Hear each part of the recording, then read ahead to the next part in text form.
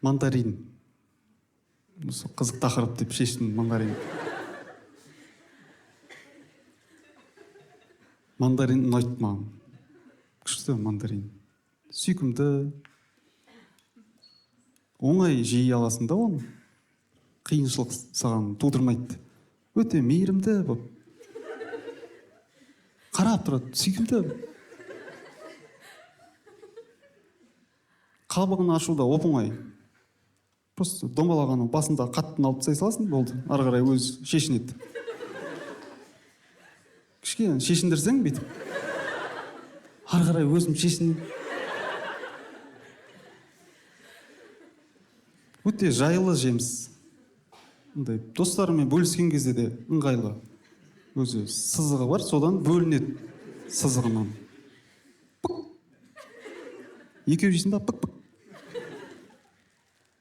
Апельсин. Жек көрем апельсинді.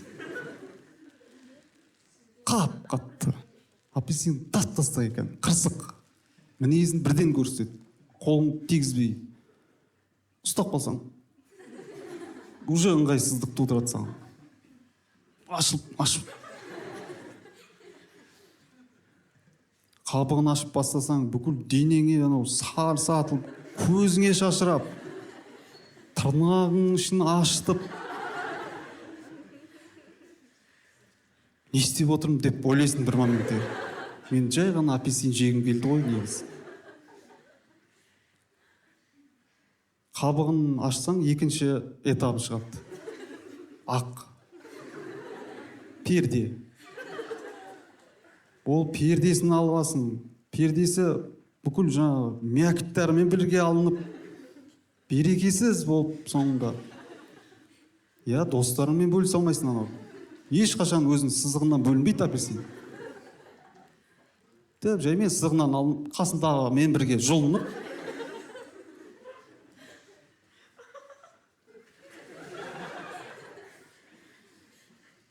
Мен ойлаймын, жеміс деген жайбырақат жейтін нәрсе ғой негізі.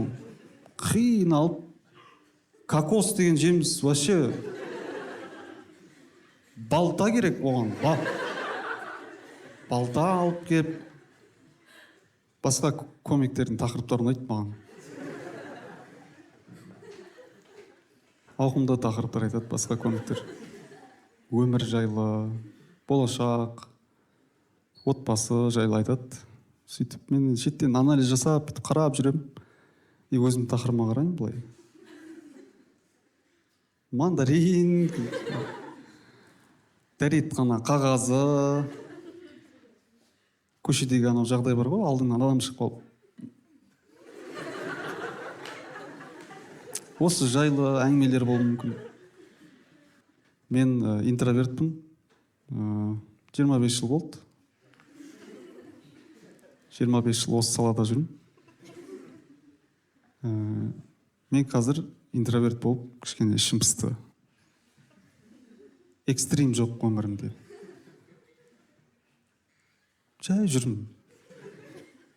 Жай. Қайда барасың? Үйге? Не істейсің? Тамақ жейіп, ұйықтайды шығын. Жуынам айтпақшы. Қызықты оқиға жоқ. Жай жүрмін осылай. Бірандай шырам да жоқ. Шырамның бір тарихын айтып мақтанатындар болады ғой. Мына шырам кезінде Эльбрус тауында арматур кіріп кеткен. Менде тап-таза денем. Бірақ шырам бар, точка мына жерде. Оның өзі ветрянка болып, соны қасып, жара болып қалды. Мектеп кезінде де бір қызықты оқиға жоқ. Мектепте ең қызық кез ғой негізі. Менің әкем өзінің мектеп кезіндегі оқиғасын айтып береді. Өте қызық. Ой, біз деген мектепте күнде төбелес қырғын, біріміздің басымызды жарып, төбелесіп, ағаймен төбелесетінбіз. Соңында директор ажыратып, соңында бәріміз арақ ішетінбіз дейді. 6-шы ма 7-шы класста қойды. Не деген отморозықтар. Күнде экстрим 6 оқитын балаға. сабақ оқудан қалған бәрін істеген папалар. Мен мектепте жай сабақ оқыдым мектепте. Тарих, не айтайын, тарих. Тақтаға шығасың. 1980, яғни жаңағы. Яғни жаңағы.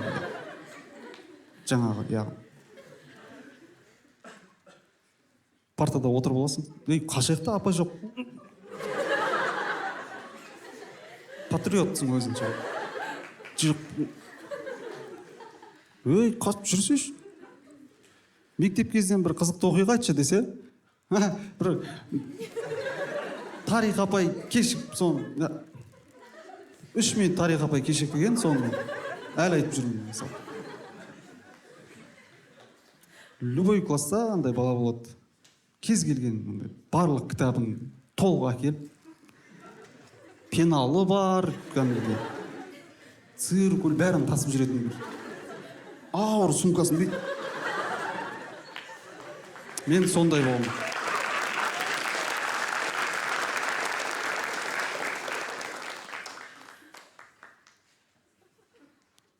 Тәртіп бұзбаған ғой мүлдем. Заңмен жүргем. Жоқ. Мен қазір 25-ке келдім. Уже мен тәртіп бұзым келіп жүрмін. Ішім пысты. Кәдімгідей заң бұзғым келеді. Ночной крем деген бар ғой. Соны жақпай ұйықтап қалып. Не болады екен? Проезд төлемей қашып. Жерде балшық тұрады ғой, соны шашып ойнап бейді. Сенбейтін шығарсыздар, бірақ мен өмірімде төбелесіп көрмегенмін, мүлдем. Қалай төбелесуді білмеймін даже. Мен қазір плотно төбелесім келіп жүр бар ғой біреумен. Парт қылып. Ұстасып қалып, бергеш,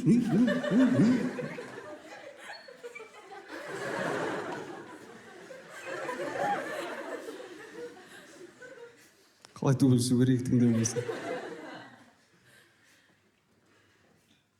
Боқтағым келеді кейде. Біреу иығын қақып кетеді да, мысалы.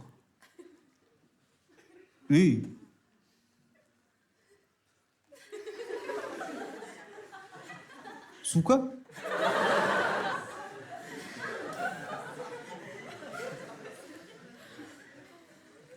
Жеңілдеп қалады сияқты. Бір су ішіп жіберсем.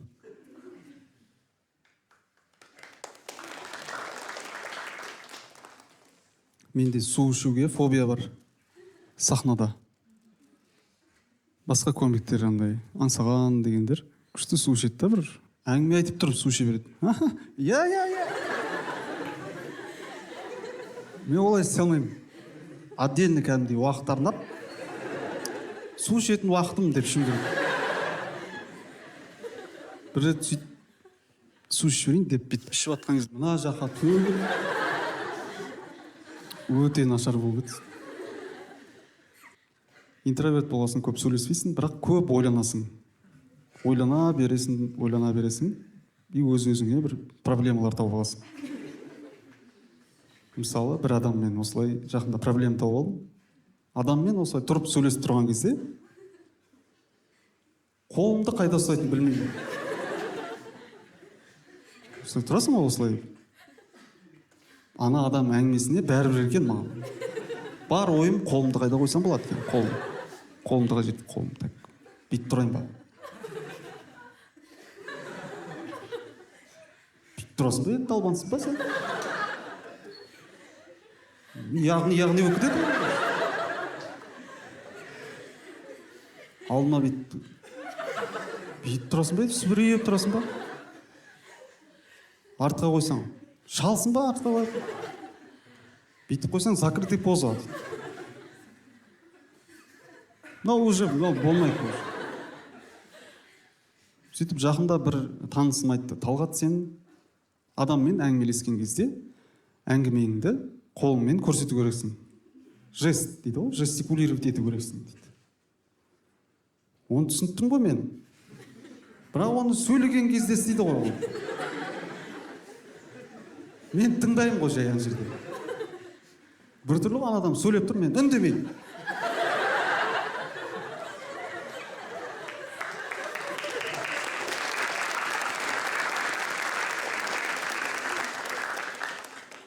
Көпшілік жер стресс мен үшін. Базар, саудаласу деген рахмет, керек емес. Саудаласуды алып тастадым өмірімнен.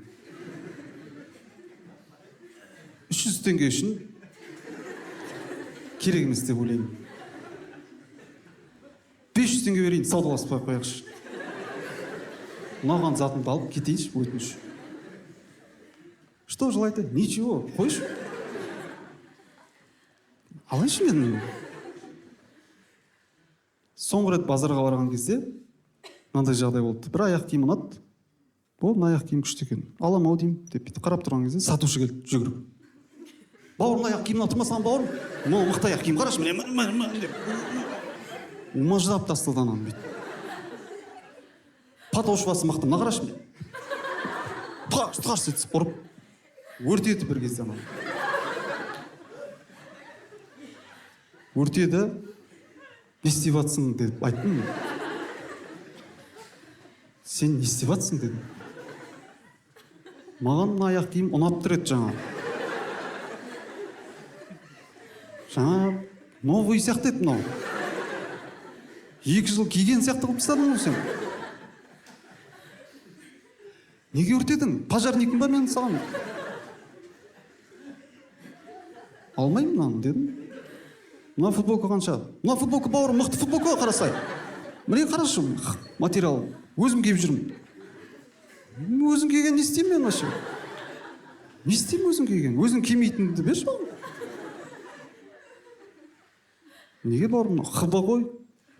Не ол вообще ХБ деген? Не айтады ХБ деп қоймайын. Хреновый бренд.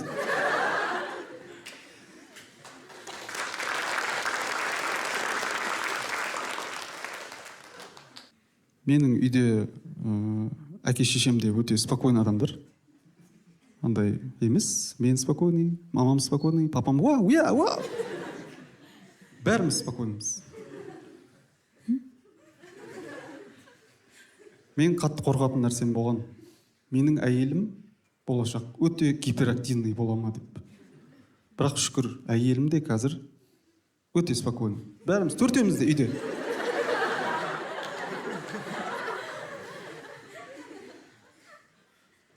Біреудің асы болып жатыр ма деп ойлайсың сыртынан қарасаң. Ал біз просто ужин ішіп отырмыз.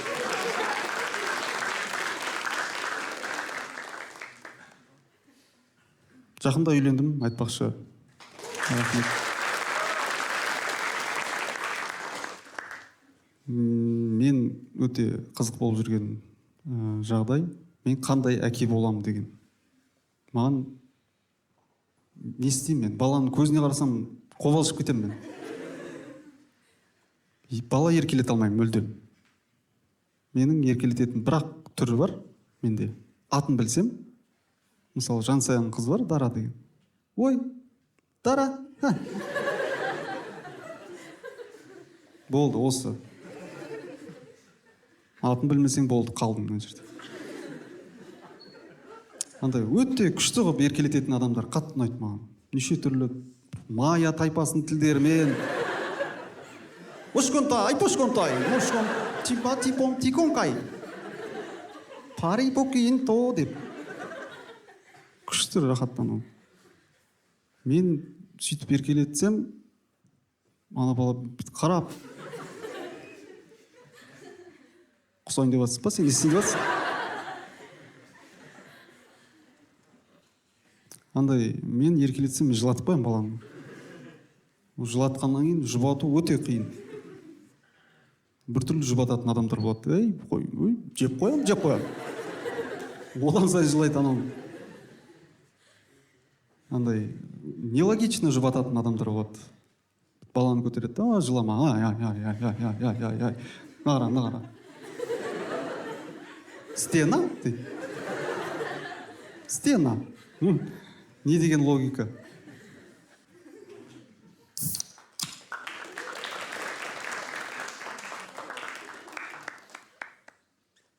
Бұл Мекка кола деген халал кола.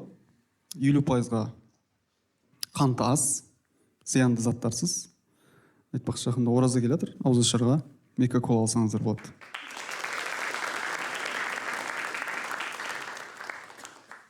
Мен айтып жатырмын ғой, интровертмін деп, бірақ миымда мен өте харизматичный адаммын. Миымда деген ловеласпын миымда мен. Салют, как дела? Миымда осындай персонаж бар. Миымда қатты төбелесем мен миымда. Күнде төбелесем. 5 адам жабылған, сондай. Біраз қызды құтқарып қалған миымда. Миым маған күн сайын әртүрлі характерлер ұсынады. Талғат, сен қашан сүмірейіп жүре бересің? Кішкене шустрый болсайшы. Ұнамаса, ұнамады деп айтып үйрен. Көніп жүре бермей. Бір ресторанға барсаң, тамағыңа шыбын түсіп кетті ма? Администратор шақырып, мынау не шыбын түсіп кеткен? Штраф төле деп. Штраф төледі. Күн сайын сондай варианттар ұсынады. Бірақ мен соңында,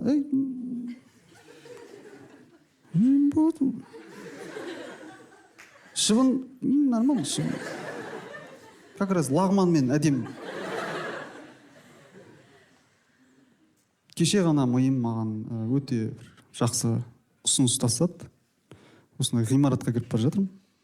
И миым тұрды да, Талғат, алдымда бір қыз. Миым тұрды да, Талғат жүгіріп барып, мына қызға есікті ашып берді. Күніңіз сәтті өтсін деп айтты.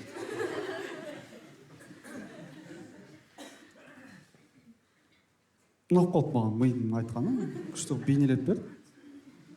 Миымның айтқанын бір істеп көрейінші дедім де, жүгіріп барып, солай есік аштым да. Бірдеңе біртүрлі болып тұрмын. Жоқ, не то. Сөйтсем, қыз мына жағы.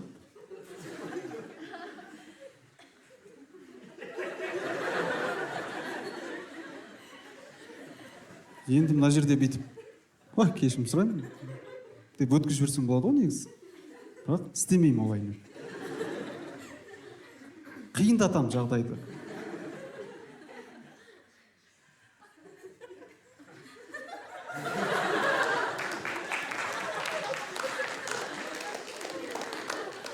Бұған болмаса бүйтіп, итеріп қалып. Осы кезде шынтағым қыздың маңдайына тиіп кетіп, маңдай қанап кетіп, маңдайым-ай деп тұрған кезде, күніңіз сәтті өтсін.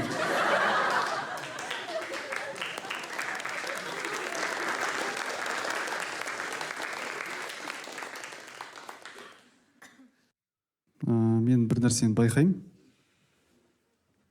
Қара нәсілді интроверт бар ма екен өмірде? Менің ойымша жоқ сияқты. Бәрі харизматичный. Комплекс жоқ мүлде. Не істесе де жарасады ғой. Осыр жіберсе де, кешіреміз. Кез келген ситуацияда комплексі жоқ, ұялмайды. Мен кейде өмірімнің кейбір жағдайларында қара нәсіл болғым келеді. Интроверт болғаннан кейін ең қорқынышты нәрсе мен үшін ол тілек айту. Тілек айту ұнатпайтындар бар ма? Негізі көбісі ұнатпайды, сонша. Неге айтамыз? Ал, Ербол. Мысалы, бір сыныптастарыңмен Ербол деген бір жігіттің туған күнінде отырмыз, бәріміз. И уже соңына қарай жақындаған. Мен ішімнен, тілек айтпайтын болдық. 10 минут отырамын да қайтамын деп. Отырасың, салат жеп. Осындай кезде міндетті түрде біреу болады. Шоумен. Тамада №1. Өзі дауысы да бүкіл жаңағы болмысымен бір жағымсыз андай дауысы ащы. Өте арзан бір колонкадан шығып тұрған сияқты дауысы. Ал енді мынау енді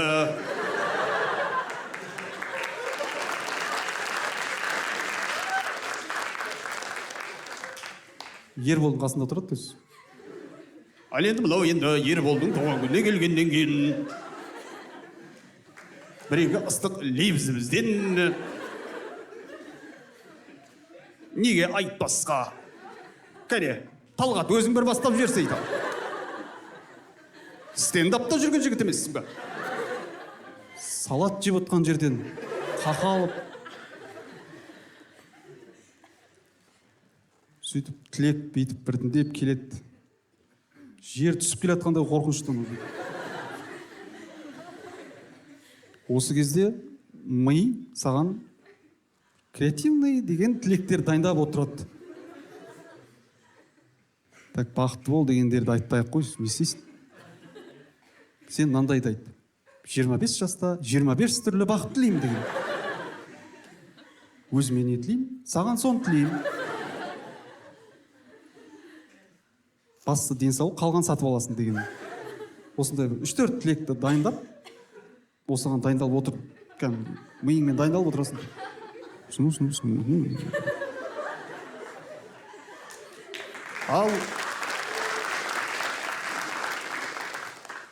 Ал Талғат, бір өзің айтып жібер енді. Ербол, құтты болсын туған күн. Денсаулық мықты болсын, бастысы бақытты бол деп бүкіл жаңа тілектер жоқ. Тағы туған құтты болсын деп бітеді соңғы тілегім. Боп. Осындай жағдайларда мен қара нәсіл болғым келеді бар ғой. Мына жерде рахмет. Осындай жағдайларда қара нәсілді болса, ол кәдімгідей.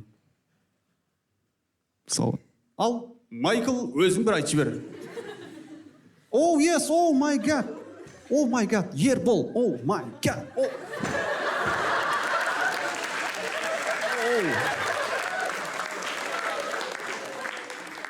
I love you, my friend.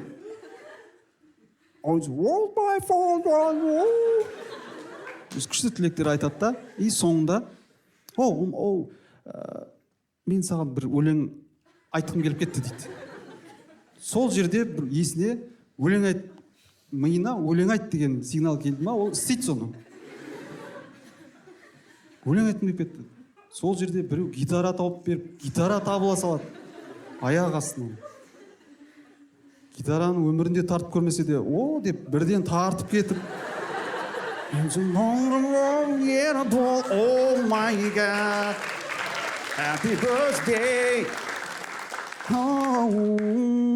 Деп ана жерде бәріміз ұйып қалып, мына жақта отқан столиктер жаймендеп жиналып, бәріміз синхронны билеп, мюзикл болып, төбеден шашақтар жауып. Ербол деп бітіреді ана жерде. Дәл соны мен істесем ана жерде. Мысалы, мен де өлең айтып кеп кетті мысалы. Мен бірақ үйден дайындап келгенмін өлеңді. Ербол өлең дайындап келбедім саған. Айтып жіберсем қазір. Бәрекелді, өлеңі дайындап келді. Кәнекей, бәріміз тыңдайық. Бәрекелді, өлең дайындап келді, кәнекей. Бәрекелді. Мен жаңа гитара дайындап келбедім ана жерде. Жоқ па гитара?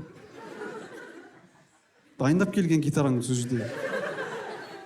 Жоқ болып кетіп, соңында. Енді айта берсе енді не? Гитарасы айта бер енді. Жарайды. В лесу родилась елочка. Миыңда бүкіл әндер жоғалып, елки деген елки ғана тұр. еще сондай тамадалар, шоумендер өзі әдейі соңына қалады өзі. Өте мықты тілек айтады ғой еще. Бір өлеңдер оқып, күшті қылып. Мен сондай кісілерге осы эфирді пайдаланып айтқым келеді. Өтініш, сондай кісілер көттеріңді қысасыңдар.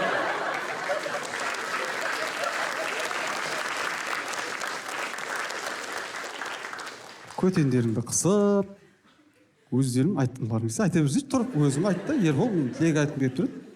Былай жүрші деп, мына жаққа өзіне айт.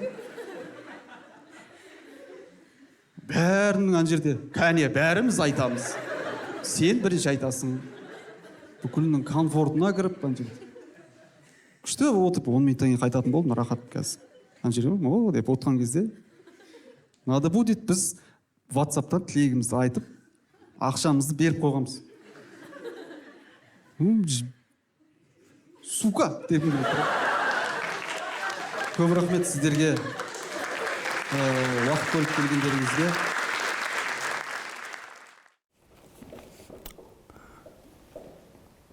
Армысыздар, құрметті көрермендер.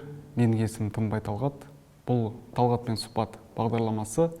Бүгін бізде қонақта актер, блогер Тұрар Ыдырыс.